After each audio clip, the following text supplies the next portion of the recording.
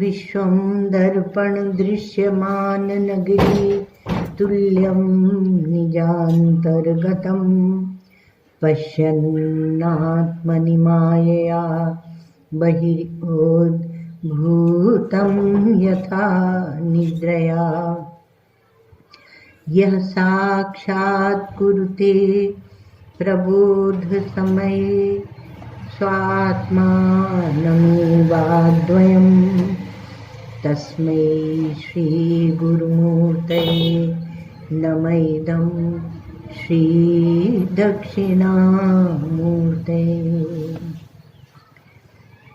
माया छाया वराकी कथमिव लभतां मयि अनन्ते प्रतिष्ठाम् अस्थाने चेश्वरत्वं दुहिण हरिहरा हन्तवह्ने स्फुलिङ्गा अद्वैते द्वैतखेला गगननलिनवत् स्वप्नवज्जीवमेला श्रीपूर्णानन्दवाणी श्रुतिशिखरसुधा स्वर्णदीन पुनातु अखण्डानन्द संबोध पूर्तये ब्रह्ममूर्तये सुधास्मित समाश्लिष्ट नेत्रान्तस्फूर्तये नमः।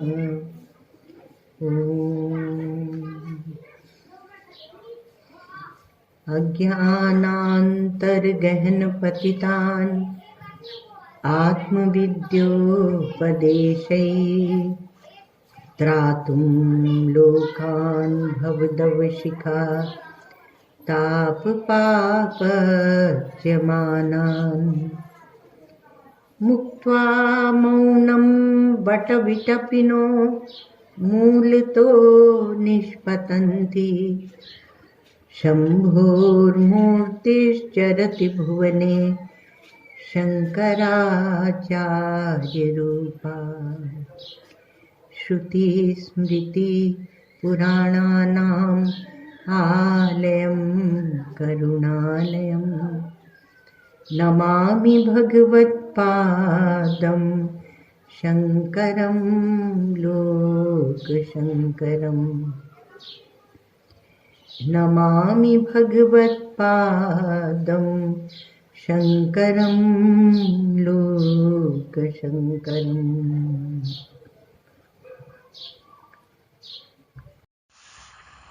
आज का जो विचार है वो थोड़ा गंभीर, इसलिए आप थोड़ा ध्यान से सुनिए। विषय हम लोगों का ये चल रहा है आश्रय आश्रयी भाव, क्योंकि बहुत से दर्शन इसको मानते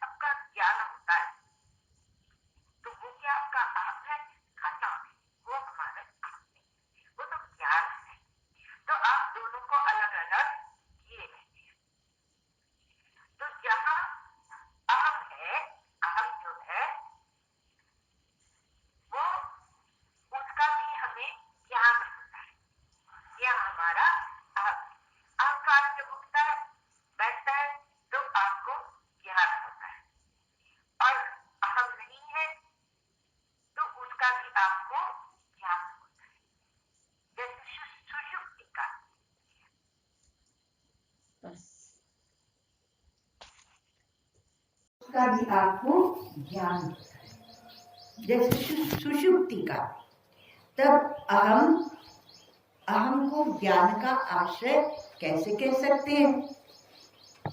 तो अब ये बात एक और विचार हुई थी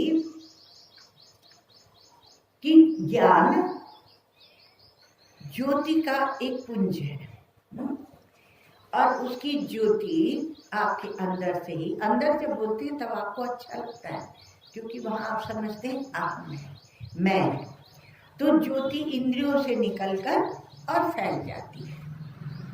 तो वेदांतिक थियरी ऑफ परसेप्शन इसको बोलते हैं।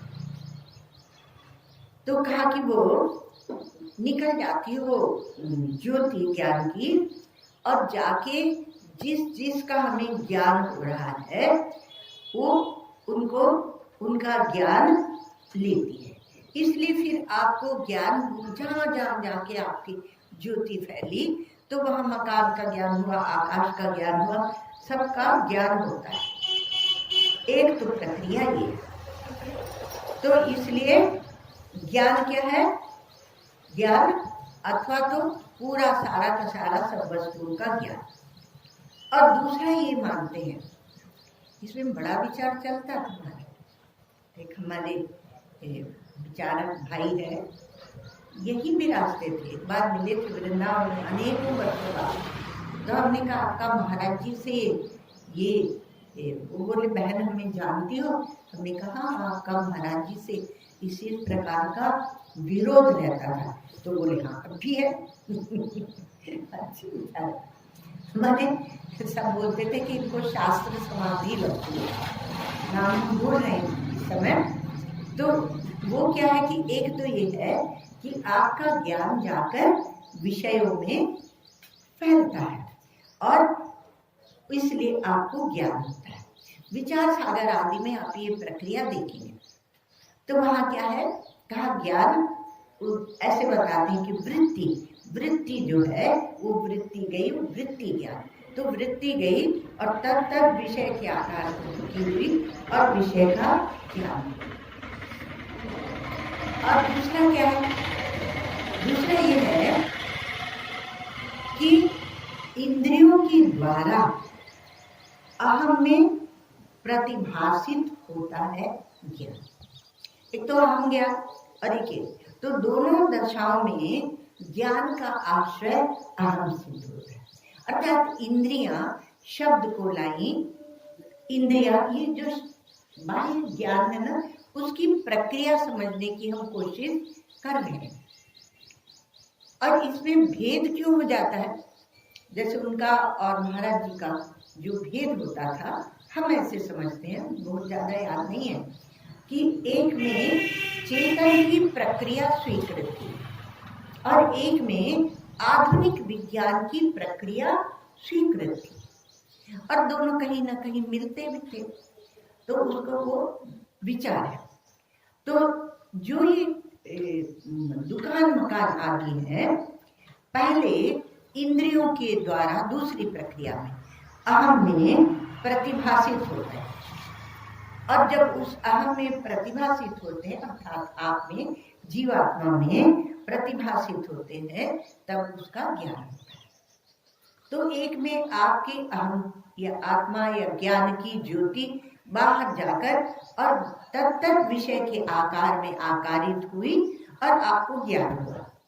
और दूसरे में क्या है कि विषय इंद्रियों के द्वारा आके प्रतिबिंबित हुए आपके अंदर। वो प्रत्यावर्तन का सिद्धांत आप लोगों ने वेदांत में सुना होगा कि वो जाके विषय के तदाकार किया इंद्रियों ने और आके पुनः आके आपके अंतःकरण में उसको दिखाया। तो इन दोनों दशाओं में, चाहे प्रक्रिया यह माने या वह माने, दोनों दशाओं में अहम ही सिद्ध होता है। तो इसलिए अहम ज्ञान का आश्रय हो गया, ऐसे समझते। तो ये एक युक्ति है। तो क्या अहम, प्रश्न ये उठा कि क्या अहम हर समय हर वस्तु में हर काल में रहता है? यदि आप स्वीकार कर लेते हैं कि अहम रहता है, बाबा तो भी बाबा है, क्योंकि तब तो आपका अहम अपरिच्छिन्न हो जाएगा और एक जीव की दृष्टि आपकी सिद्ध हो जाएगी। तो इसलिए कहा कि नहीं रहता तो नहीं, कभी कभी ज्ञान नहीं रहता। अगर आपको ऐसी शंका उठती है तब आपको विचार, तो यहाँ तक हम लोग किए। तो प्रथम तो क्या है कि आप ऐसी दशा में ज्ञान को सापेक्ष मानें, अर्थात विषय से रिलेटेड, विषय से सापेक्ष मानें। इसलिए वह ज्ञान नहीं है, वह वृत्ति ही ज्ञान है, वृत्ति ही ज्ञान। तो एक है वृत्ति ज्ञान और एक है आपका स्वयं का ज्ञान स्वरूप। अभी उसको ज्ञान स्वरूप को अलग रखकर हम लोग विचार कर रहे हैं। तो कहा कि ज्ञान जो है वह गुण है, अर्थात धर्मी कोई और है और उसका धर्म है ज्ञान। तो ये ज्ञान जो है गुण है, और ये ज्ञान कब प्रकट होता है? जब इंद्रिय, मन और विषय का संयोग होता है, तब ये प्रकट होता है। तो ज्ञान बहुत से लोगों को व्यवस्था बनाने में छूट जाता है। हमारे श्री वामदेव जी महाराज, परम पूज्य वामदेव जी महाराज कहते थे कि व्यवस्था देवी जो है वो अगर किसी के अंदर बैठ गई तो सत्संग नहीं सुन सकता, सत्संग भी वो नहीं सुन सकता। वो व्यवस्था देवी उसको छल लेती है, छलती है। तो इसलिए कहा कि ज्ञान जो धर्म है, गुण है, क्योंकि किसी के संयोग से प्रकट होता है, तो स्वयं अपने आप तो है नहीं, निरपेक्ष है नहीं। आपको बहुत जल्दी, आज नहीं पर बहुत जल्दी आपको हम निरपेक्ष ब्रह्म तक ले जाएंगे। तो इसलिए आप ध्यान से सुने, जो व्यवस्था बना रहे उनको बनाने दीजिए, अच्छी बनाते तो अच्छी, रद्दी बनाते तो रद्दी, कोई बात नहीं।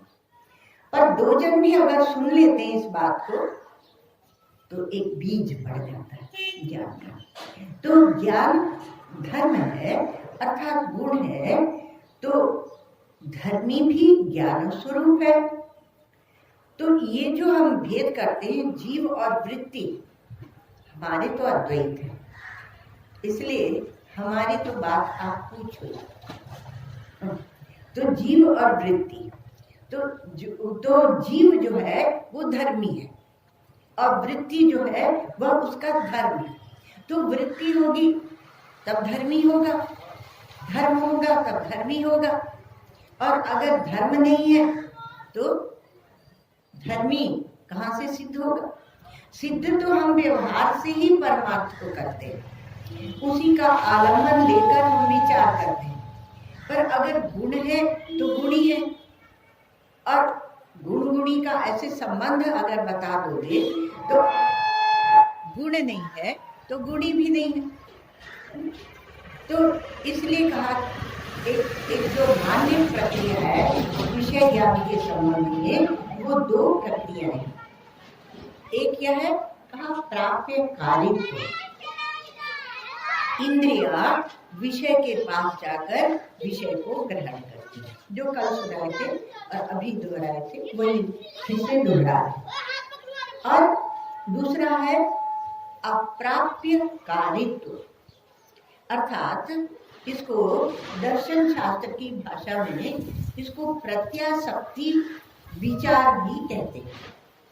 तो इसमें क्या है कि विषयाभास इंद्रिय देश में आता है और तब हमको विषय का ज्ञान।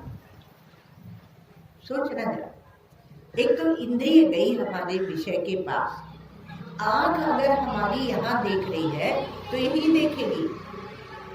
एक बालक ने हमको दिल्ली में पूछा था, अब तो बहुत बड़ा हो गया, विदेशों में पढ़ रहा है वो, तो उसने हमसे पूछा था कि सब लोग बोलते हैं कि तुम सब प्रश्न के उत्तर देते हो, तो हमने कहा नहीं, कोशिश करते हैं। तो अच्छा बोला, छोटा बच्चा, तो अच्छा बोला, मैं 7-8 साल का होगा शायद, तो अच्छा बोला, मैं आपको एक प्रश्न पूछता हूँ, ठीक है? आप यहीं बैठे रहना। मम्मी कहा ठीक है, बैठे। अब गया दीवार के उधर, और फिर दीवार से फिर खोल के दरवाजा बाहर निकल के आया और बोला दीवार के उस तरफ जाकर मैंने क्या किया था? उसका उत्तर दो, इसका उत्तर दो। हमने कहा तुमने बहुत बढ़िया प्रश्न पूछा है, पर हमारे पास इसका उत्तर नहीं है।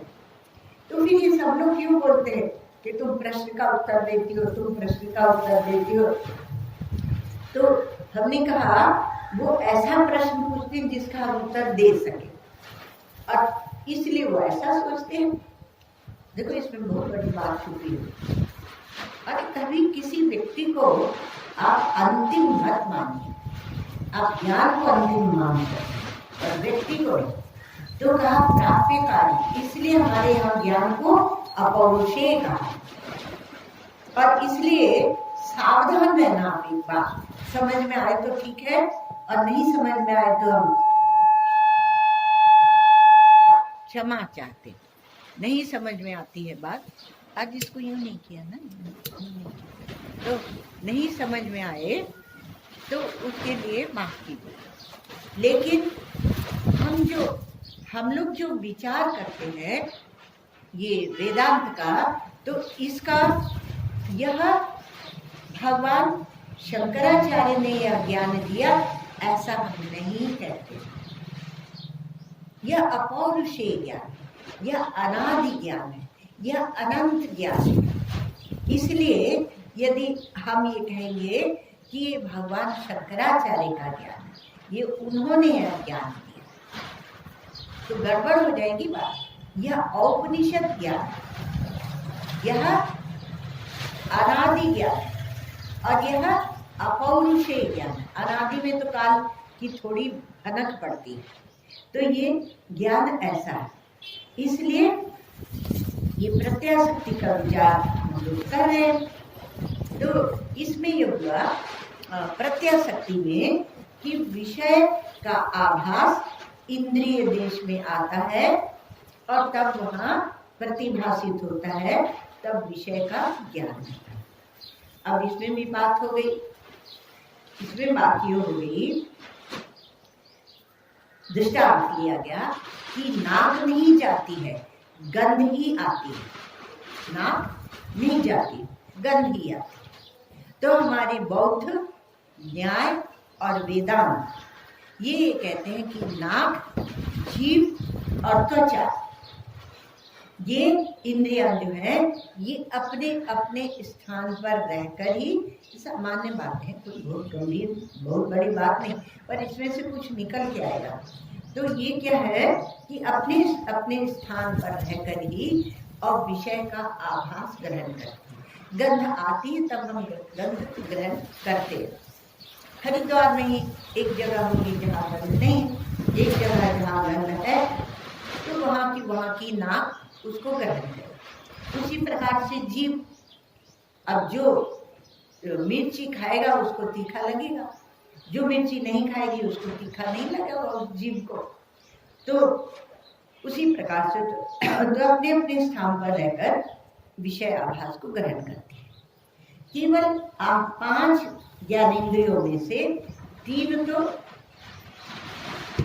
क्या अपने स्थान में रह के और विषय के आभास को ग्रहण करती हैं। अब 2 रह गए, आंख और कान। तो आंख और कान के बारे में विवाद है कि आखिर वहां पर ज्ञान होता कैसे, क्योंकि इंद्रिय जाकर विषय के आभास को नहीं ला रही है, अब उन 3 में नहीं ला रही है। तो एक भौतिकवादी है, विज्ञानवादी, उनका पक्ष है, और एक वेदांत का पक्ष है। तो एक ये हुआ कि सभी जो विषय होते हैं उनका एक मंडल होता है, मतलब एक प्रकाश का मंडल होता है, उनका एक प्रकाश का मंडल होता है, जिसे हम लोग ऑरा भी कहते हैं। पर यहाँ ऑरा से कुछ आध्यात्मिक में मत ले जाना, उसका अपना एक मंडल होता है। बीच में थोड़ी मीठी बात सुना दें। कोई वस्तु ऐसी नहीं है जो सच्चिदानंद नहीं, सब सच्चिदानंद घन है। कोई वस्तु, व्यक्ति, पदार्थ, कण, क्षण, कोण, कुछ भी ऐसा नहीं है जो परमात्मा से रहित हो। तो उसका क्या है, एक प्रकाश का मंडल होता है, और वह जो मंडल होता है एक निश्चित दूरी का मंडल होता है, अर्थात उसका प्रकाश इतनी दूर तक ही जाएगा। क्योंकि दृष्टांत तो सब लिए जाते हैं। अब वो जो पहाड़ हम सामने देखते हैं, तो क्या होता है, बहुत बार बचपन में आप लोगों ने ये प्रयोग किया है कि नहीं, हम लोग तो बच्चे थे, खुले में बोल रहे थे, तो प्राय शहर से बाहर घर होता था, बंगला होता था, तो दूर दूर तक आंखें फैलती थी और दूर दूर तक उधम मस्ती रहती थी। तो पहाड़ी दिख रही है, चलो उस पहाड़ी तक चलते हैं, छुट्टी का दिन है, कोई रोकने टोकने वाला है नहीं। अब तो एक बच्चा होता है, उसी को यूं छीने रहो, यूं पकड़े रहो, उसको ना खेलने दो ना कुछ करें, अरे अरे अरे नहीं नहीं नहीं, गिर जाओगे, चोट लगेगी, उसको बिल्कुल वो बना देते, विचित्र। तो अब हम लोग छोटे भाई बहन खूब सारे हो जाते थे, और एक माता पिता के थोड़ी होते थे, और भी माता पिता के सब साथ में रहते थे। अब चलो वहाँ उस पहाड़ी तक चलते हैं। अब जा रहे हैं, दौड़ रहे हैं, अब प्यास लग गई, वहाँ तक पहुँचे नहीं, सारे के सारे थक गए, क्योंकि वो दिखता है पास में पर वो दूर होता है। तो दूर से क्या होता है, और उसके ऊपर भी चढ़ जाएगा तो दूर से पहाड़ छोटा दिखता है, और जब पास जाओ, अगर मान लो पहाड़ पास में मिल भी गया तो आधे चढ़ पाते थे, आधे चढ़ ही नहीं पाते थे। जिनके बल होता तो चढ़ते थे, फिर एक दूसरे को सहायता भी करते थे भाई बहन। तो वहां पर दूर से पहाड़ छोटा दिखता है, पास में जाओ तो बड़ा दिखता है, बड़ा होता है। इसमें अब छोटा दिखता है, बड़ा दिखता है, इसमें भी दो पक्ष हो गए, लोग हैं। क्योंकि हम दूर हैं, इसको दूरत्व की उपाधि ऐसे बोलते हैं वेदांत में। दूरत्व की उपाधि से आकाश नीला दिखता है।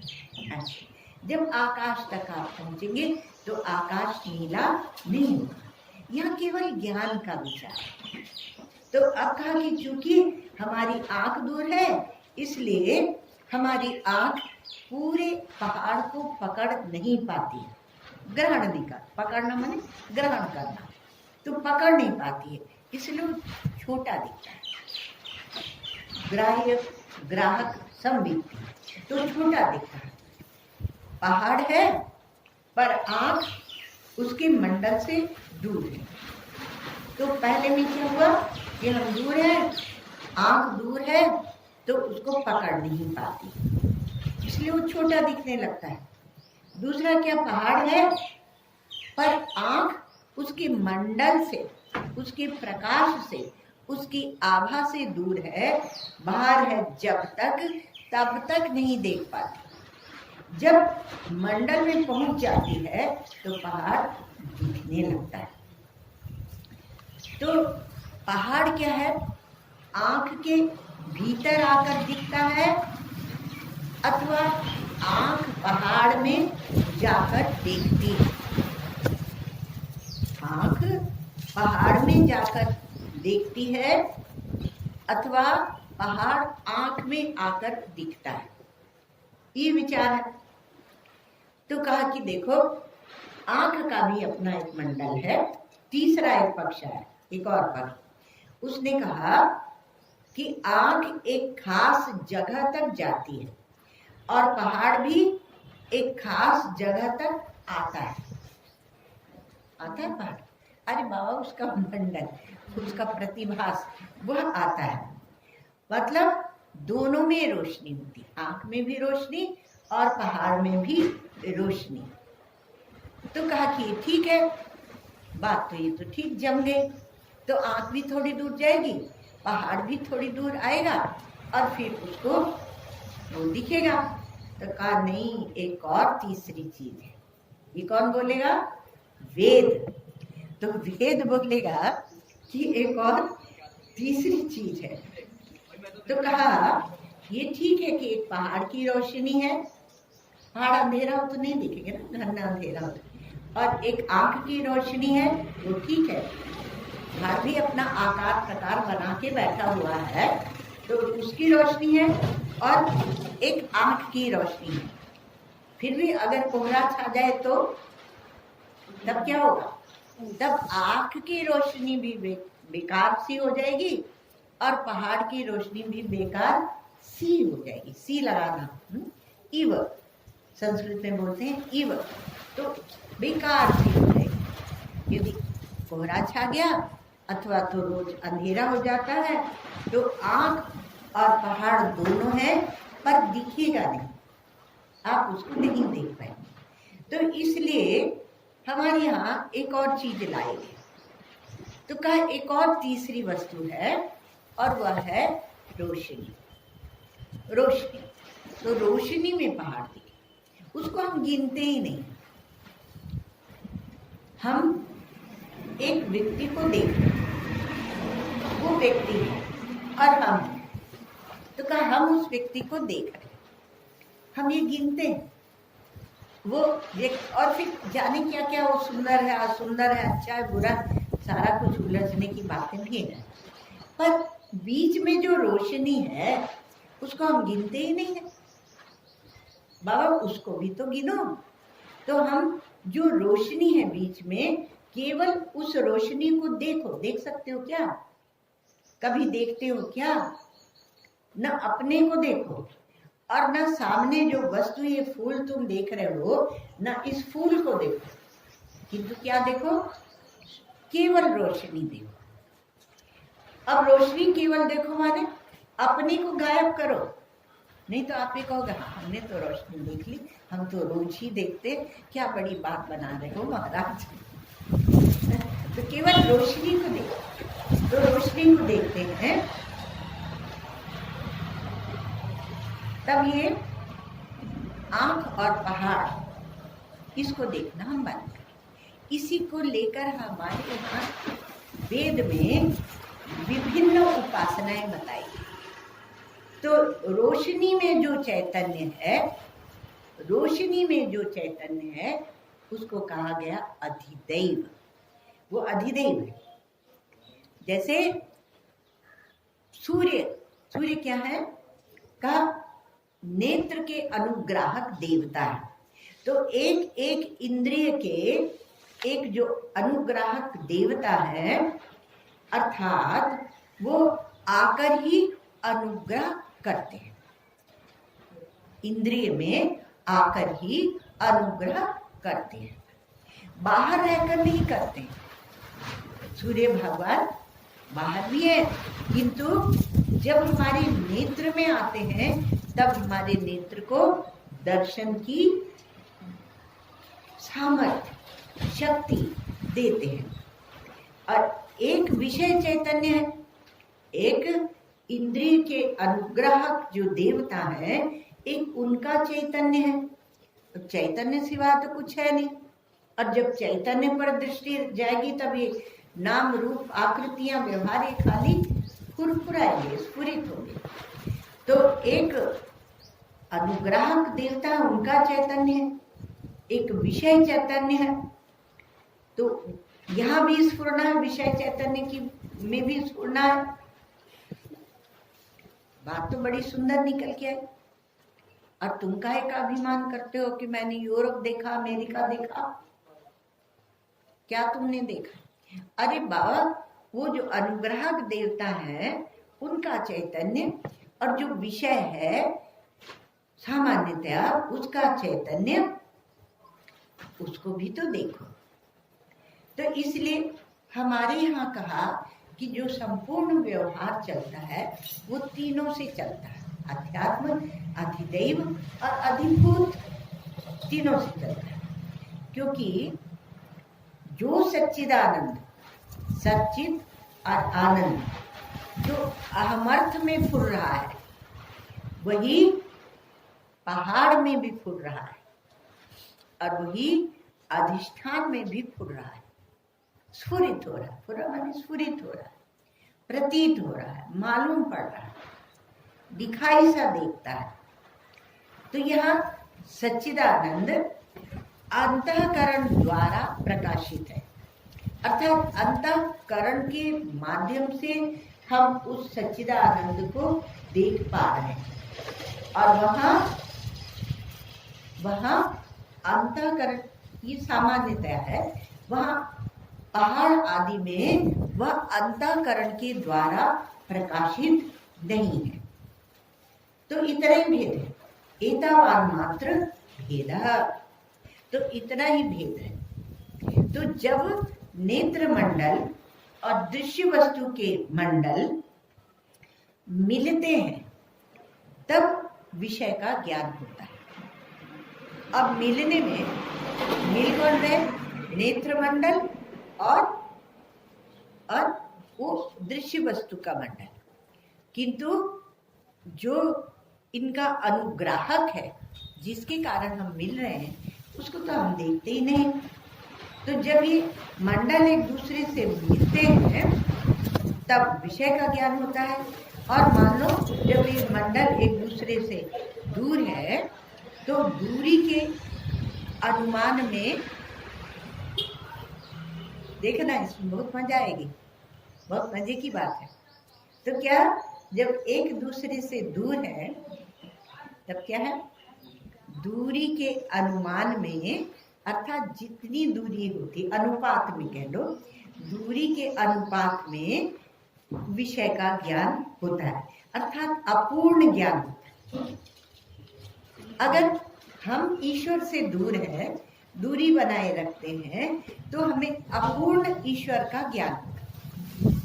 और अगर हम अपनी आत्मा को भी, अहम को भी उपाधि में उलझाए रहते हैं तो अपने स्वयं का भी अपूर्ण ज्ञान हो, क्योंकि दूरी बना रखी, दूरी हमने स्वयं बनाई। तो वेदांत ने क्या कहा कि एक ही चैतन्य 3 भागों में विभक्त होता है। इंद्रिय चैतन्य अर्थात अध्यात्म, विषय चैतन्य अर्थात अधिभूत, और प्रकाश चैतन्य अर्थात अधिदैव, जो प्रकाशित करता है वो अधिदैव। अब चाहे विषय इंद्रिय में आए या इंद्रिय विषय में जाए, जब तक आध्यात्म और अधिभूत अधिदैव की सहायता से मेल नहीं कर लेते तब तक विषय ज्ञान नहीं होता। विषय ज्ञान, तो ये क्या है? ये विषय ज्ञान, इसको क्या बोलते हैं? परसेप्शन। तो ये क्या है? ये परसेप्शन जो शब्द है यह दृष्टि के अर्थ में अनुवाद करने से थोड़ी गड़बड़ हो सकती है, क्योंकि विषय ज्ञान। तो जागृत में क्या है? इंद्रिय, प्रकाश और विषयगत चेतन। इंद्रिय, प्रकाश जो विषय अभी हमने देखा, चेतन, इसका भेद प्रतीत होता है। परंतु स्वप्न में क्या है कि एक ही चैतन्य 3 रूपों में है, इसको हम समझ पाते स्वप्न के दृष्टांत से। तो एक ही चैतन्य 3 रूपों में प्रतीत होता है, मालूम पड़ता है, प्रतीयमान होता है, तो उसको बोलते हैं स्वप्न। और जब एक ही चेतन 3 रूपों में तब जागृत, और जब मतलब भेद है वहाँ। और जब सोकर स्वप्न से उठने पर हम उसका विश्लेषण करते हैं, तो जब उसका विश्लेषण करते हैं तो क्या होता है कि वो 3 रूपों में प्रतीत नहीं होता। हमें लगता है कि हम एक ही थे, जो विषय भी बन गए और देखने वाला भी बन गए, स्वप्न के अभिमानी भी बन गए, स्वप्न पुरुष भी बन गए, स्वप्न दृष्टा भी बन गए, तो ऐसा समझ में आता है। लेकिन जब सुषुप्ति आती है तो तीनों की, अर्थात अधिदैव, अध्यात्म, अधिभूत, ऐसे शब्द कह लो, अथवा इंद्रिय, विषय और रोशनी, ऐसा कह लो, तीनों की निस्पंद अवस्था हो जाती, स्पंदन नहीं करती। इसलिए तो क्या वृत्ति की बात हमारे योग दर्शन करता है, तो वो वहां भी एक विचार आता है कि स्पंदन है, स्पंदन नहीं है, तो स्पंद नहीं करते, तो निस्पंद अवस्था है। और इसलिए विषय और विषयी भाव वहां स्फुरित नहीं होता, क्योंकि तीनों की निस्पंद अवस्था हो जाती। उसकी दृष्टि से गुणों की दृष्टि से सत्व, रज और तम, तो सत्व, रज और तम क्या है का विषय, और रज क्या है, रज क्या है तो देखने वाले आपको विषय चाहिए, और सत्व क्या है तो कहा सत्व जो सामान्य रोशनी, क्योंकि वो उसमें ज्ञान होता है, सत्व में ज्ञान होता, गीता में देखें। तो अगर विषयी भाव वहां स्फुरित नहीं होता है, तो इस प्रक्रिया से तीनों को लेकर अगर विचार करें तो ज्ञान अर्थात चेतन ही अहम का आश्रय, अहम का आश्रय ज्ञान। ये क्या चल रहा है मालूम है आप लोगों को? ये अध्यारोप चल रहा है, तो इसको ध्यान से सुन लेना। तो उसके बाद क्या है, आश्रय हो गया, तो अहम ज्ञान का आश्रय है। ये कल हम लोगों ने विचार किया था और एक प्रक्रिया ली थी, और अहम को इंद्रियों द्वारा जो वस्तु का ज्ञान होता है इस प्रकार से लिया था। मतलब वहां जो ज्ञान और अहम लिया, तो इंद्रियों के द्वारा जो वस्तु का ज्ञान होता है अथवा उनका अभाव होता है, निस्पंद अवस्था होती है, उस प्रकार से लिया है। पर क्या आप हमको हर समय में, हर वस्तु में और हर जगह अनुभव करते हैं क्या? कल ये बात भी आई थी। तो आपकी परिच्छिन्नता को आप सिद्ध नहीं करते। अब इसमें क्या होगा, इसको जो दृष्टि सृष्टि या एक जीववाद की दृष्टि सृष्टि ये बात कही थी, तो इसमें क्या होता है हमारे श्री गुरुदेव की भाषा में कि सृष्टि आपके पेट में आ जाती है। महाराज श्री का शब्द था पेट, अर्थात आप आकाशवत हो गए और संपूर्ण सृष्टि आपके पेट में। तो आपके अहम के पेट में देश, काल, वस्तु, द्रव्य कहो, ये सब भास रहा है। जब यह सिद्ध होगा कि आपके चैतन्य या आपके अहम के पेट में संपूर्ण देश, काल और वस्तु भास रहे हैं, प्रतीत हो रहे हैं, दिख रहे हैं, मालूम पड़ रहे हैं, फुरफुरा रहे हैं, केवल स्फुरित हो रहे हैं। स्फुरण, फुरफुराना, ये योग वासिष्ठ की भाषा है समझाने की। तब ये क्या होगा, तब आपका यह विचार सिद्ध होगा।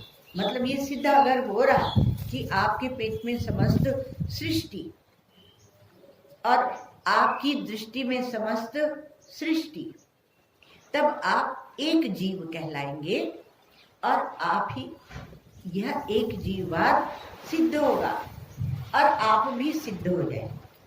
आपको सब कहेंगे कि ये तो सिद्ध हो गए, लोग बोलते हैं ना सिद्ध महात्मा, वो सिद्ध महात्मा।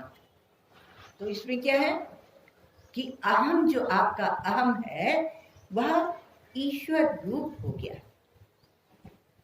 अब कहा कि ईश्वर रूप हो गया, थोड़ा सा टोकना भी पड़ता है। ईश्वर रूप हो गया माने हम जो चाहे वो कर सकते, तो कर्म में आ गए।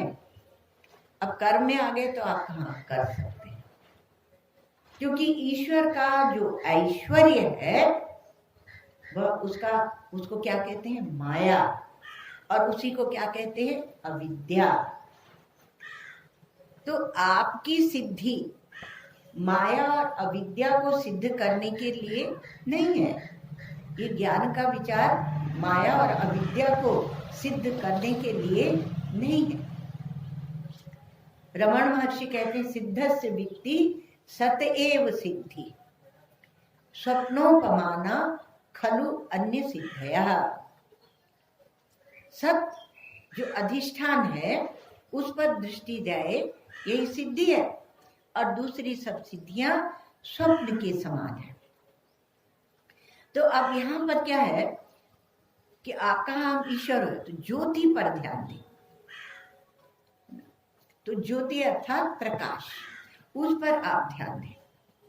परंतु आप जानते हैं, आप क्या जानते हैं, आप अगर केवल ज्योति पर उस पर ध्यान देंगे और बाकी सब जो भी ढक रहा हो सबको आप हटाते जाएंगे, तब तो आपकी दृष्टि में ये बात आ जाएगी।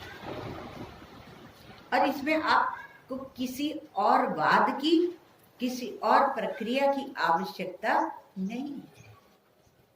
ये इतना मधुर है ये दृष्टि सृष्टिवाद कि आपको और कुछ गणित लगाने की जरूरत नहीं है। अगर आपके पेट में, आपके ज्ञान में, आपकी ज्योति में समस्त देश काल वस्तु स्फुरित होने लगते हैं, तब तो आप क्या है, सिद्ध है। परंतु आप जानते हैं कि मेरा जो अहम है वह हर देश में, हर काल में, हर वस्तु में नहीं है। तो किस में है? का एक देह में है महाराज। मुश्किल है कि एक देह में है, और ये जो अहम है ये कभी सोता है कभी जगता है, क्योंकि सुषुप्ति में अहम का स्फुरन नहीं होता। ये क्या किया हम लोगों ने? गुलाटी लगा ली। गुलाटी लगाना है ना, उसी को आजकल बोलते हैं यू टर्न ले लिया। तो पहले जमाने में क्या बोलते हैं? गुलाटी लगा। अरे भाई तुमने तो गुलाटी लगा, मतलब विचारों में ये बात कही जाती थी। अब वो पहले की भाषा खो रही है। तो अहम का स्फुरन सुषुप्ति में नहीं है, ये भी हमें ज्ञात होता है। तो हम हर समय नहीं है, और अवस्था जागृत स्वप्न में है, तो हम सुषुप्ति में नहीं है। तो हम कहाँ से सिद्ध हुए, और कहाँ से हमारे उसमें सारी अवस्थाएं आ गई? सुषुप्ति में तो हम है नहीं। तो सुषुप्ति में सारे विषय का अभाव। सुषुप्ति इतनी सुंदर अवस्था है कि वहाँ विषय का अभाव है। तो हम विषय के अभाव के कारण हम किसी को नहीं देखते, और न हम रागी बनते, न द्वेषी बनते, न नारकी बनते, न स्वर्गी बनते, न पापी बनते, न पुण्यात्मा बनते, न मनुष्य बनते, न छछूंदर बनते, हम कुछ नहीं बनते। और न हम माता बनते, न पिता बनते, न बेटा बनते, न बेटी बनते, और उन संबंधों को लेकर जितने भाव होते हैं उन भावों का भी अभाव हो जाता है। और जितना आप गिनाएंगे कि हम ये नहीं होते, ये नहीं होते, ये नहीं होते, तो उतना समझो कि आपकी सारी वृत्तियां झड़ने लगेंगी। जैसे एक पेड़ में जब पत्ते पक जाते हैं तो सब झड़ जाते हैं, और वो ठूंठ ज्यों का त्यों स्थाणु पुरुष खड़ा रहता है। तो इसलिए ये कहा कि विषय के अभाव में विषय के का जो संबंध वाला है वो भी नहीं रह जाता सुषुप्ति में। तो वहां अहम क्या लेकर बैठा था? जब वहां अहम को कोई विषय नहीं मिलता है, तब परिच्छिन्नता क्या स्फुरित होगी? नहीं होगी, क्योंकि देश नहीं है तो परिच्छिन्न नहीं है, वहां काल नहीं है तो आपकी जन्म मृत्यु नहीं है, वहां वस्तु व्यक्ति नहीं है तो संबंध और संबंध वाला नहीं है। तो ये परिच्छिन्नता वहां स्फुरित नहीं होती। इसलिए आप सोच लेते हैं कि आपका अहम वहां नहीं रहता है ना सुंदर बात।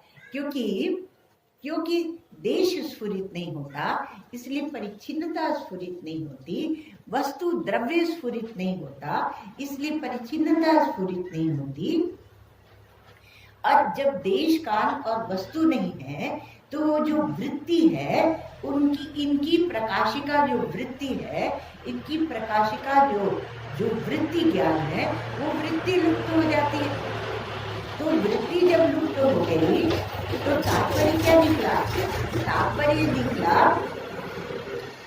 तो हम कहते वहां कुछ नहीं है और मैं भी नहीं कि प्रत्येक शरीर में जो अहम अहम अहम करके पृथक पृथक जो प्रत्येक शरीर में हो रहा है वह क्या है? ज्ञाता है? वो ज्ञाता है? नहीं, वो ज्ञाता नहीं है, वह ज्ञेय है। वह ज्ञेय है। वो ज्ञेय इसलिए है कि वह सार्वकालिक नहीं है, वह सार्वदेशिक नहीं है और वो सब द्रव्य नहीं है। क्योंकि सुषुप्ति में जो इसका स्फुरण नहीं है वह यह दिखाता है कि वह सार्वकालिक नहीं। जो बदलता रहता है सामान्यतः हम लोग उसको अहंकार कहते हैं। उसमें पापीपना आता है। अरे तो सत्संग सुन के हमारा मन उदास हो गया। हम तो उसमें बताया गया था कि कुंभ का समय चल रहा है, कुछ पुण्य करो। हम तो कुछ पुण्य किए ही नहीं। हम यही सोचते रहे कि कैसे खिचड़ी में ज्यादा घी डालकर खा लें। ऐसा होता तो कहा ज्यादा घी डालकर खा ले, जैसे कैसे कुछ अच्छा विशेष पकवान बनाकर और अपनी तंबू में रख ले। पर प्रायः ऐसा पापीपना आता नहीं है, क्योंकि हम वेदांत सुन ले, हम ऊंची भूमिका में पहुंच गए। लेकिन कभी कभी आ जाता है, तो कभी पापीपना आता है और कभी हमने पूरे शिविर की लेके झर्र झाड़ू लगा दी तो क्या हुआ? पुण्यात्मापना आ गया। सबने कहा महाराज आप तो बड़ी सेवा करते हो, तो पापीपना आ जाता है, फिर पुण्यात्मापने में बदल जाता है, फिर पुण्यात्मापना आता है, वो पापीपने में बदल जाता है। कभी हम सुखी हो जाते हैं तो सुखीपना आ जाता है, कभी दुखी हो जाते हैं तो दुखीपना आ जाता है। तो ये सब जो बदलता रहता है वह अहम नहीं है, वह अहंकार है। वो अहंकार, वो परिच्छिन्न है, वो निश्चित रूप से वह परिच्छिन्न है।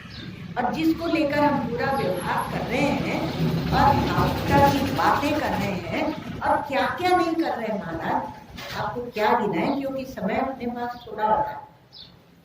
तो सबका सब क्या है? वह अहंकार, अहम नहीं। तो न्याय की भाषा में बोलते हैं, न्याय की भाषा में न्याय दर्शन कह लो, कि ज्ञान विशेष का जो आश्रय है, ज्ञान विशेष जो ज्ञान है, विशेष का संस्कृत में होता है पृथक, अलग अलग, भेद बनाने वाला, भेदक। तो ये भेदक ज्ञान विशेष का जो आश्रय है वह अहम है, जीव है। ये वेदांत नहीं बोल रहा, भला गड़बड़ मत करना। किंतु ज्ञान सामान्य का, बहुत सुंदर है ये बात, सुंदर मतलब एक भूमिका में ये बहुत अच्छी है और आपको कहीं से कहीं ले जाने वाली है, आपकी यात्रा में आपके साथ है। तो कहा कि ज्ञान विशेष का आश्रय अहम जीव है और ज्ञान सामान्य का आश्रय ईश्वर है, जीव और ईश्वर है। तो अब इसमें आपत्ति उठाने वाले कौन है? सिद्धांतानंद।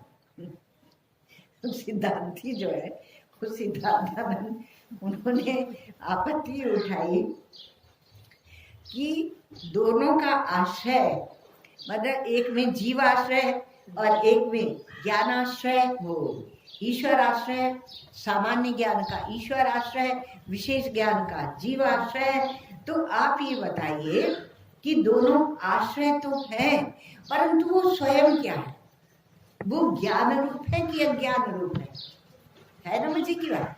वो ज्ञान रूप है। अब आपने तो वेदांत ज्यादा सुन लिया, तो आपको शब्द सब रटे हुए याद है, तो आप कहेंगे वो तो ज्ञान रूप है, ज्ञान। अब ज्ञान रूप है तो भेद क्यों बना रहे हो? तो इसलिए कहा कि वो बताना पड़ेगा। जैसे कहें कि इस पुस्तक का आश्रय यह मेज है ना? तो अब कहा कि पुस्तक का आश्रय मेज है, तो पुस्तक और मेज ये ज्ञान रूप है कि अज्ञान रूप? चेतन है कि जड़ है? इसका उत्तर देना मत, क्योंकि जरूरत नहीं है, क्योंकि सबको दिखता ही जो रहता है उसका कोई उत्तर देने की जरूरत नहीं। तो अब अगर ज्ञान गुण है, वो गुणी है। कौन गुणी है? पुस्तक और मेज, अथवा जीव और ईश्वर वो गुणी है और ज्ञान उनका गुण है। तो क्या होता है कि वो तो उत्पन्न होता है और फिर विलुप्त होता है, उसका उदय होता है, उसका लोप होता है, उसका उदय होता है, तो वो क्या प्राकट्य होता है और तिरोधान होता है, प्राकट्य होता है और तिरोधान होता है। तो ऐसा जब होगा तो दोनों ही जड़ कक्षा में चले जाएंगे। जैसे कि पृथ्वी का गुण क्या है? कहा गंध। आप लोग सुनते हैं ना, तो पृथ्वी का गुण गंध है, वेदांत में सुनते हैं। उत्पन्नम द्रव्यम क्षणम निष्क्रियम निर्गुणम च तिष्ठति। तो अब पृथ्वी का गुण क्या है? गंध। तो अब वो जो द्रव्य वो उत्पन्न होता है और फिर थोड़े क्षण के लिए निर्गुण निष्क्रिय होकर बैठ जाता है। अब इसमें ईश्वर को मत लगाना, नहीं तो बात हो जाएगी। वो विशिष्टाद्वैत और द्वैत वाले आ जाएंगे आपके पास। आप नहीं वाले, अभी आज नहीं तो कल आ ही जाएंगे। तो कहा कि ये द्रव्य जो है पृथ्वी गंध गुण वाली है और उसमें ये गंध, पृथ्वी गंध गुण वाली है, पर गंध कभी स्पष्ट होती है, दिखती है, और कभी लुप्त हो जाती है।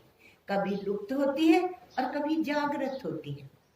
पृथ्वी में गंध गुण है, लेकिन अभी क्या? अभी कहा पृथ्वी में कोई गंध नहीं, और पृथ्वी सूख रही है, सूख रही है, सूख रही है, और फिर वर्षा हुई तो एक सोंधी उसमें से गंध निकली।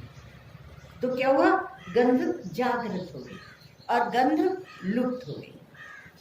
तो उसी प्रकार से अगर जीव का गुण ज्ञान है, तो जीव ज्ञान का आश्रय है या ज्ञान स्वरूप है? प्रश्न उठेगा। और सामान्य ज्ञान का आश्रय जो ईश्वर है, वह ज्ञान से अलग है या ज्ञान स्वरूप है? अब ये जो प्रश्न उठ गया बेचारे नैयायिकों के बात पर, बहुत विकट तर्क शास्त्री हैं वो लोग, पर उनका समाधान करने के लिए हमारे उपासक है, क्योंकि वो भी लगभग ऐसा मानते हैं, सामान्य विशेष का अंतर करते हैं। इसलिए तो विशिष्टाद्वैत, द्वैतवादियों में सबसे प्रौढ़ जो विचार किया है वह हमारे श्री रामानुजाचार्य जी महाराज ने किया है।